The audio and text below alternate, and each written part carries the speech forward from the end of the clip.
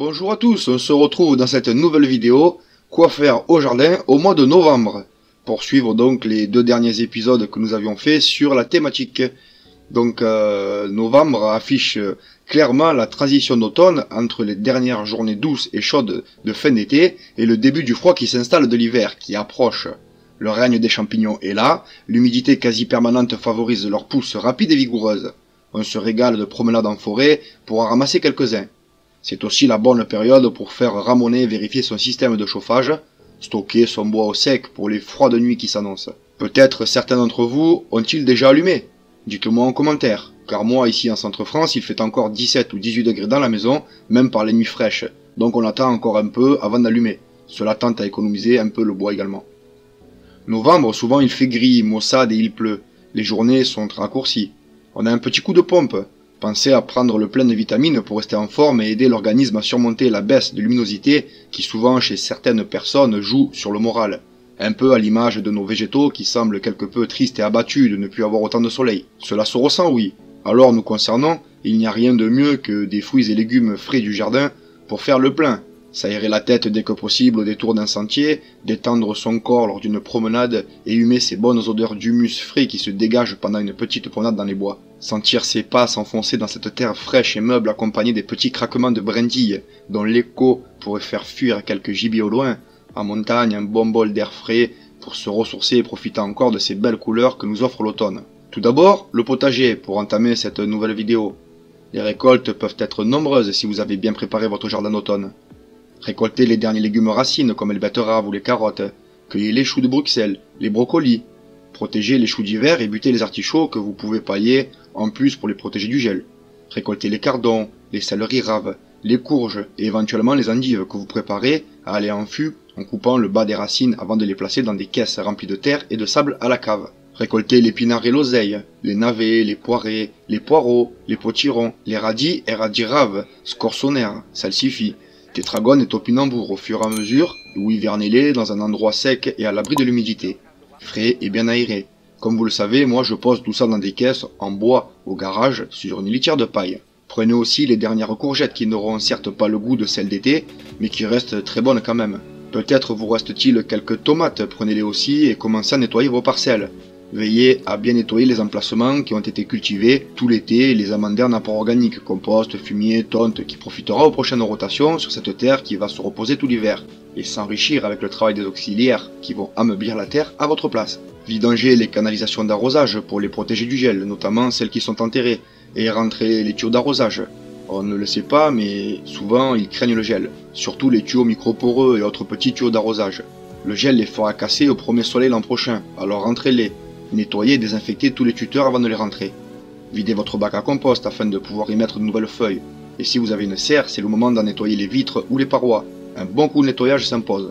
Commencez l'installation des protections hivernales. Rabattez au ras le sol les aromatiques et couvrez leurs souches d'un épais paillage. Pensez à diviser la mélisse, la menthe, l'origon, le fenouil laurier, la ciboulette et la citronnelle. Attention, les herbes sauvages comme le thym ou le romarin, plantes dites méditerranéennes, ont du mal à redémarrer si les hivers sont froids, donc moi je conseille de ne pas les diviser et de partir plutôt de semis en début de printemps ou de repiquage. Pour le thym, vous pouvez le marcoter, c'est-à-dire mettre un petit pot à côté du plant et enterrer une partie qui fera des racines qu'on pourra séparer au printemps venu du pied mère d'une façon facile de pouvoir obtenir de nouveaux plants gratuits l'année prochaine. À savoir que les effets de ces aromates au potager sont tout autant importants que vos légumes. Sans elles, les pollinisateurs sont moindres et elles éloignent beaucoup aussi les ravageurs par leur odeur forte. Et puis c'est extrêmement agréable de pouvoir humer leur doux parfum au potager lors de promenades. Si vous en avez une, mettez à nu votre aspergeraie car l'action du froid est nécessaire à sa bonne production l'année prochaine. Amendez avec un compost, terreau ou fumier décomposé pour enrichir le sol où elle se trouve. Vous avez pu découvrir mon aspergeraie dans une vidéo que je vais tenter de mettre au-dessus. Surveillez vos réserves de pommes de terre et comme le mois dernier, arrachez les germes qui commencent à venir pour une meilleure conservation, disons pour les garder plus longtemps. Mettez une cloche au-dessus de votre persil pour pouvoir le récolter une bonne partie de l'hiver. Vos bacs à compost vont vite se remplir avec tous ces nettoyages de parcelles. Pensez à les vider régulièrement. L'on peut aussi faire quelques tas un peu à la sauvage au fond du jardin. Cela permettra d'avoir un petit abri pour les hérissons et d'autres petits animaux comme ça. Donc on va faire place nette maintenant pour les plantations de novembre. On va pouvoir planter l'ail blanc et violet dans un sol léger et aéré. quitte à rajouter un peu de sable dans une terre un peu trop lourde. Plantez l'oignon en bulbe et repiquez vos semis, pareil pour l'échalote. Repiquez vos semis de chou-cabu à 3 feuilles et forcez les laitues d'hiver avec un voile. Puis semez-en de nouvelles sous abri pour repiquage. Semez les petits pois primeurs et les fèves. Semez sous abri les carottes courtes et précoces pour une récolte au printemps prochain. Paillez pour les protéger du froid vos mâches et salades frisées. Semez aussi le cerfeuil tubéreux directement en place. Semez sous abri vos choux-fleurs de printemps et repiquez ce que vous avez déjà à 4 ou 5 feuilles. Mais faites-le hors période de gel, sinon il pourrait rester bloqué au stade végétatif, par choc thermique. Semez en place quelques aromatiques comme cerfeuil musqué, la spirule odorante, l'arnica, l'houblon, la saponaire, la ciboule, plus toutes les divisions dont on vient de parler. Semez aussi de l'angélique, de la camomille, de l'artémise et du fenouil. Semez des engrais verts sur toutes vos parcelles fraîchement nettoyées. Cela les enrichira pour la saison prochaine, comme par exemple la moutarde, la facélie, le trèfle incarnat ou le fune grec. Pour ceux qui ne connaissent pas, je vous laisse le découvrir. Au niveau fruitier, petits fruits, arbres fruitiers, un célèbre dicton dit qu'à la Sainte Catherine, tout arbre prend racine. C'est donc le moment d'en planter, à tour de bras. Dans une prochaine vidéo, je vais vous montrer quelle est la méthode idéale pour mettre en place un jeune arbre fruitier. Mais pour le moment, parlons-en. À cette période, il y a de très belles promos dans les magasins pour les petits fruitiers et les jeunes arbres. Ils déstockent des lots pour en faire entrer de nouveaux. J'en ai vu jusqu'à moins 60% qui étaient encore très beaux. Il y a aussi le Bon Coin avec des particuliers qui vendent des jeunes arbres. L'an dernier, j'ai fait appel à l'un d'eux pour obtenir des variétés locales et habituées au climat. Ils se sont super bien comportés lors de leur première année au verger, comme vous avez pu le voir. Malgré le manque d'eau, ils avaient eu le temps de refaire des racines et d'être presque autonomes. Même si pour les aider, j'ai versé quelques arrosoirs cet été au plus fort de la canicule. On récoltera les pommes, les poires, les châtaignes tardives, les arbouses, les coings, les kiwis, le raisin s'il y en a encore, les mandarines précoces, etc. Il faut savoir que c'est maintenant qu'il faut prévoir l'emplacement pour les futurs fruitiers, et bien sûr creuser les trous en aérant et en amendant la terre, sauf si vous avez de l'argile, sinon vous faites juste un trou plein d'eau. On va tailler les noisetiers, éventuellement les noyers et les figuiers. On va tailler les framboisiers, les myrtilles, les groseilles et cassissiers. Suffit simplement de rabattre les vieilles tiges pour faciliter la pousse des nouvelles. On va aussi tailler pour l'hiver la vigne qui a perdu ses feuilles. Pour cela, une vidéo détaillée arrive dans peu de temps. Novembre fait place aussi aux boutures des feuillages caducs. J'en fais pas mal cette année. Je les pose dans des petits pots, dans une cagette exposée sous les arbres et au nord. Ils prendront racine tranquillement. On peut aussi mettre des noyaux, de la même façon, le froid de l'hiver passe dessus et les fera germer au printemps prochain. On obtiendra des arbres fruitiers gratuitement ou des porte-greffes. On va marcoter les kiwis. On va planter des cassissiers noirs de Bourgogne, à gros fruits. On va planter aussi les fraisiers remontants, ou alors on peut prélever les rejetons et les repiquer dans une nouvelle parcelle. Préparé à cet effet, en ce moment, on en trouve de partout sinon. À prix très abordable, j'en ai vu à 2 € les 6, c'est la bonne période. On va planter les framboisiers, qu'on peut aussi, comme je l'ai dit, diviser au niveau des pieds. On va planter les groseilliers blancs, rouges ou à fleurs, les mûrs de préférence sans épines. Pensez à praliner vos arbustes et jeunes fruitiers en les baignant dans un mélange de terre et d'eau, et éventuellement un peu de fumier pour endurer les racines. Ceci aidera à la repousse rapide et surtout les protégera du desséchage lors de la plantation, surtout si c'est du racine nue. Réduisez un peu les racines au repiquage taillé l'extrémité pour favoriser la reprise, et évitez qu'elles ne tournent en rond avec un joli trou, et pensez toujours à laisser une forme de cuvette autour du trou. Celle-ci permettra de mieux arroser l'arbuste, et d'avoir toujours une petite réserve d'eau en avance. Il est temps de commencer la taille des petits arbres à pépins comme les pommiers, les poiriers, les cognaciers, hors période de gel. Mais on y reviendra en vidéo plus tard pour ceux qui ne savent pas encore faire. Ensuite, prenez soin de vos arbres. Apportez de l'engrais à vos fruitiers. Vous savez que moi j'utilise un mélange d'eau et de lombrité, ou alors du sang séché et de la corne broyée torréfiée pour l'azote. Je mets un paillage au pied, soit en plaquette, en BRF, en paille, éventuellement un voile de protection contre le froid pour ceux qui en ont besoin. Pour ceux qui l'utilisent, effectuez un traitement préventif contre la tavelure, la cloque et le mildiou avec de la bouillie bordelaise dès la chute des feuilles. Un mélange très faiblement dosé pour ne pas qu'il défonce la vie du sol, en particulier ceux des champignons favorables. N'oubliez pas qu'en utilisant ce produit, il tue tous les champignons, dont le mycélium et autres champignons symbiotiques. À utiliser avec grande précaution, et surtout pas dans un potager. Brossez aussi pour assainir les troncs et les branches charpentières, puis choler les troncs au blanc arboricoles pour les protéger. Supprimez les rameaux malades, les fruits momifiés, ramassez les fruits et les feuilles malades qui jonchent le sol et brûlez-les ou mettez-les dans un coin éloigné du verger pour qu'ils se décomposent tranquillement. Aérez le sol autour de vos fruitiers, cela permettra à l'eau de mieux s'infiltrer jusqu'aux racines. Ameublir la terre car, comme dit un vieux dicton, un bêchage vaut 2 arrosages. Même si en cette période ils ne manqueront pas d'eau, C'est toujours mieux d'avoir un sol frais et aéré pour y déposer des matières organiques. Aussi, les auxiliaires n'auront pas de mal à travailler cette terre déjà assouplie. Selon votre climat, vous pouvez planter par exemple des abricotiers, par sa floraison rosée précoce succédant à celle de l'amandier et par son élégance de printemps jusqu'à l'automne. L'abricotier illumine le verger. Au port naturellement étalé, l'abricotier dépasse rarement les 6 mètres de hauteur. Sa longévité est comprise entre 40 et 45 ans. 3 ou 4 années après sa plantation, il peut commencer à donner des fruits. On peut planter un asier minier, qui possède de grandes feuilles pendantes qui atteignent 15 à 30 cm de long. Elles offrent un aspect très exotique du fait de leur pétiole court et de leur orientation vers le sol, qui leur donne une forme en parapluie. Elles sont caduques et leur disposition est alterne. Le feuillage apparaît assez tard en mai et prend de belles tonalités jaunes d'or, puis brunes à l'automne. On peut mettre aussi des châtaigniers, qui portent de longues feuilles elliptiques jusqu'à 25 cm de long et 4 à 8 cm de large. Ça fait de belles feuilles à pétiole très court. Les bords sont dentés et les nervures du limbe sont parallèles et bien marquées. Les feuilles vert foncé luisant sur le dessus et plumates au revers sont caduques et alternes. Elles se colorent de jaune doré à l'automne avant de brunir. C'est un arbre qui pousse assez haut, il faut avoir de la place, mais il est du plus bel effet. On peut mettre des cognaciers qui étaient déjà cultivés dans la Grèce antique. L'histoire raconte que les Grecs offraient un coin en cadeau lors des mariages et que la mariée, avant d'entrer dans la chambre nuptiale, en croquait un morceau pour parfumer sa bouche. Le cognacier est un arbre facile qui s'adapte à tous les climats. Installez-le en pleine terre, au soleil ou en situation mi-ombragée, dans un endroit dégagé et abrité des vents froids.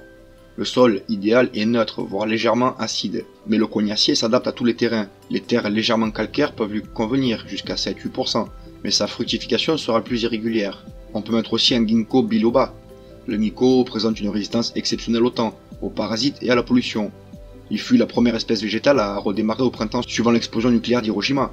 Le ginkgo peut être cultivé en arbre isolé ou en alignement. Son nom populaire d'arbre aux 40 écus prend toute sa signification en automne, en raison de la couleur dorée de ses feuilles en éventail. On peut planter aussi du kaki qui désigne à la fois l'arbre et le fruit qu'il produit. Diospyros kaki, appelé encore plaque minier de Chine. Le kaki est un fruit rare mais familier des étals d'automne et d'hiver car son apparence, de grosses tomates rouges orangées, attire tout de suite l'œil. Les feuilles oblongues, vert franc et brillantes dessus sont à bords lisses et mesurent une quinzaine de centimètres de long. À feuillage caduc, elles prennent de magnifiques couleurs pourpres à l'automne avant de chuter. Les revers des limbes légèrement velus et de teinte plus claire. On a aussi le marronnier d'Inde. Le genre Aesculus comprend une vingtaine d'espèces d'arbres ou d'arbustes caducs dont la moitié provient d'Amérique du Nord, où ils portent le nom de pavier, le reste venant d'Europe et d'Asie tempérée. Les grandes feuilles opposées sont palmées, vert sombre, comportent 5 à 7 folioles, élargies aux 3/4 de leur longueur puis terminent abruptement en pointe. Les folioles sont au bord dentelés et mesurent 10 à 25 cm de long, la foliole terminale étant la plus longue. Le feuillage brunit à l'automne avant de chuter. C'est là aussi un arbre qui fait une grande taille et qui va être du plus bel effet, surtout pour les fleurs. On peut planter du mûrier aussi, qui est un arbre de taille moyenne, de croissance rapide. On peut choisir la variété mûrier blanc ou, un peu plus lent, le mûrier noir. Avec l'âge, son tronc devient noueux et remarquable. Ses feuilles sont caduques, dentées et parfois lobées, cordiformes. Elles renferment un suc laiteux. Le mûrier est le dernier arbre à se feuiller. Aussi est-il l'emblème de la sagesse et de la prudence, car cette feuillaison tardive lui évite d'être atteint par les gelées tardives. On peut aussi mettre un néflier commun. Sa large cime arrondie, constituée de grandes feuilles coriaces et brillantes, lui donne une belle allure exotique, bien qu'il soit capable de tolérer des gels de -15, sans aucun dégât sur les feuilles. Il atteint rapidement 5-6 mètres, puis sa cime se densifie jusqu'à former un élégant parasol. Parfait pour l'ombrage, et cultive à son pied. Son feuillage dense et sombre persiste réellement tout l'hiver. Le dessous des limbes est velu et blanc roussâtre. L'on consomme ses fruits après les premiers gels. On a bien sûr l'inévitable noyer, qui prend une place colossale, mais qui est aussi du plus bel effet. J'en ai une quinzaine ici, et j'avoue que j'en suis absolument ravi. Les noix se conservent très longtemps, et on les met dans les salades pendant tout l'hiver. Le noyer a l'avantage d'être très rustique et résiste jusqu'à -25 degrés. Cependant, les jeunes pousses vertes craignent les gelées printanières. Pour les régions situées au nord, il existe des variétés plus tardives, qui évitent ainsi le risque des gelées du printemps. Prenez alors garde lors de l'implantation à lui laisser une place suffisante, car comme je vous le dis, il sera très imposant une fois adulte.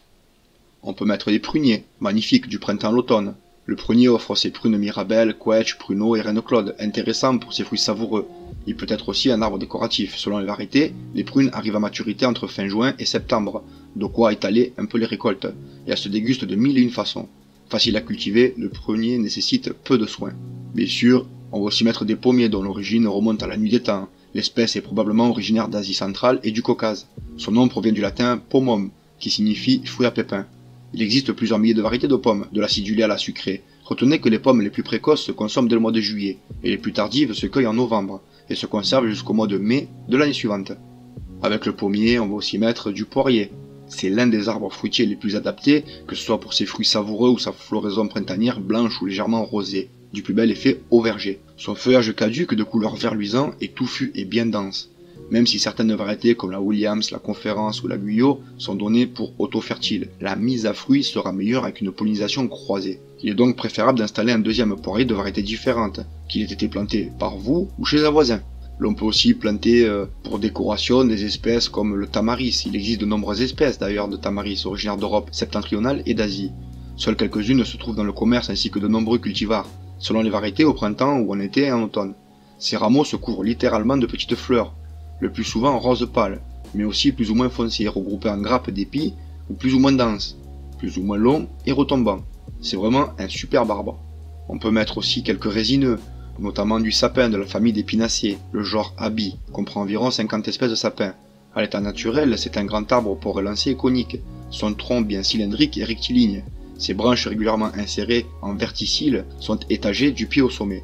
Outre son emploi décoratif au jardin, isolé ou planté en haies majestueuses, le sapin rustique est résistant et utilisé comme espèce de reboisement. On peut aussi mettre le pistachier du genre Pistachia, qui compte 9 espèces d'arbres et d'arbustes, caducs ou persistants.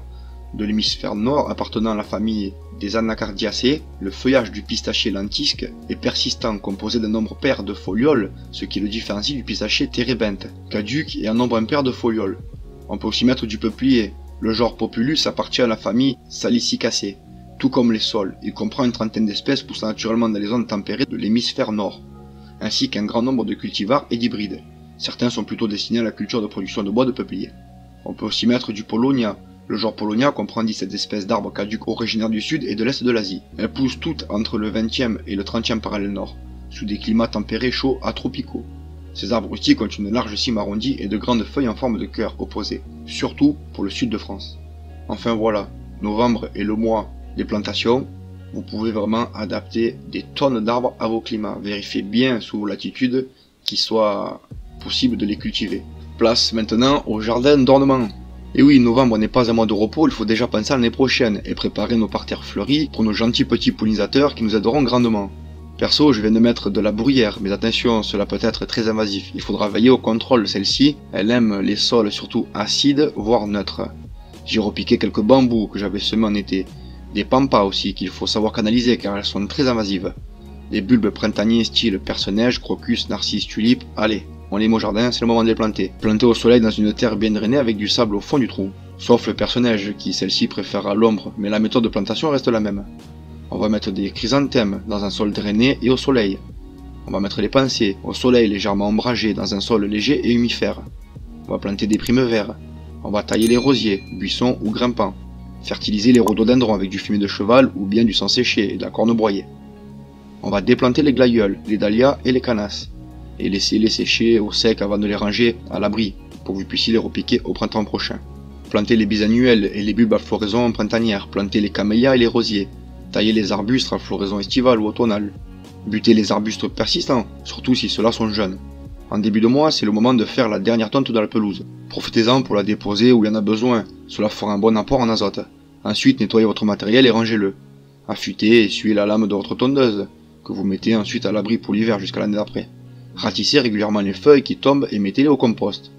Les lagués, les persistants, les tailles de ce mois de novembre vous permettront d'avoir tout ce dont vous avez besoin pour effectuer votre BRF et de pouvoir en couvrir le sol de vos parcelles en vue de s'en servir l'année prochaine. Cela vous permettra d'apporter de la matière carbonée et azotée en mélangeant BRF, tonte, feuilles mortes, tout ce qui se trouve dans vos jardins. On va dire que le mois de novembre c'est zéro déchet, tout est recyclable. Maintenant partons du côté de la mare. Pensez à mettre hors gel toutes les installations d'eau, les tuyaux, les pompes, les filtres UV, etc. Nettoyez, rangez tout. Nettoyez les feuilles mortes, moi j'utilise une perche avec une épuisette de piscine et ça va bien. Placez éventuellement un filet anti-feuille au-dessus du bassin si sa taille le permet. Cela évitera d'avoir à ramasser les feuilles mortes dedans, car pensez que les feuilles mortes bloquées sous la glace dégagent un gaz en se décomposant qui peut être nuisible aux poissons. Continuez à hiverner les plantes gélives dans un local abrité et chauffé, type cyperus, pistia, etc., comme une serre ou une véranda exposée au sud. Déplacez les plantes aquatiques, celles qui sont immergées à une profondeur suffisante pour qu'elles résistent au gel, comme les echinodorus, les Aponogeton, les Pontederia, minimum 30 cm au-dessus du pot, les Thalia et Nelembo, minimum 50 à 60 cm de profondeur. Si votre bassin n'est pas assez profond, stockez vos potets installés habituellement à faible profondeur dans de grandes bassines dans un local hors gel. Taillez les feuilles de la Gunera, paillez copieusement son pied et couvrez le tout d'un voile d'hivernage. Procédez de même pour toutes les plantes de berge non rustiques. Les poissons et la végétation vont bientôt rentrer en période de repos. Inutile de perturber l'équilibre du bassin par des travaux d'ampleur comme d'éventuels dévasages.